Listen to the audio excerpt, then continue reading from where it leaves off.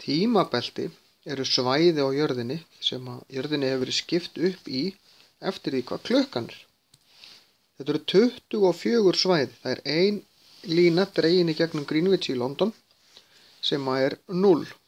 Svo erum við með +1, +2 og alveg upp í +12 og svo -1, -2 og upp í -12.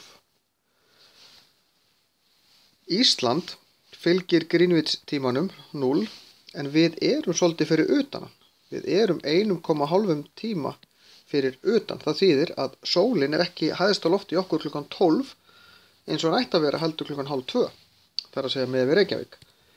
Ástæðan fyrir því er að ef að við værum í því tímabelti sem ættum að vera í hérna -1 eða -2 þá værum við eini tímabelti. Það er engin lönd hérna. Hérna er bara Atlantshafið. Kannski örfá lönd í Afríku en þau velja að nota þennan GMT tíma líka.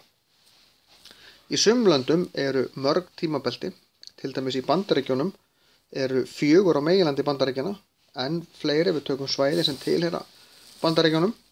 Í Rússlandi sjálfu eru 10 belti, 10 mismunandi tímabelti. Svo í Kaliningrad sem er á milli hérna Póllands og Litáens, þar er 11. tímabeltið. Þetta tengist ekki saman nefnilega. Það er ekkert land sem er með eins mörg tímabelti á samlíkjandi eins og Rússland. Þau eru 10 alls. Þannig að það er nú ansi mikið sem breytist eftir því hvar maður er í Rússlandi, hvað klukkan er.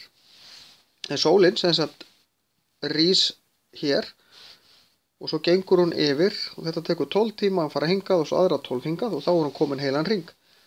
Því að á móti núllínunni í Kyrrahafinu er svokölluð daglína og það er í raun línan það sem skiptir, það sem einn dagur byrjar og næsti endar.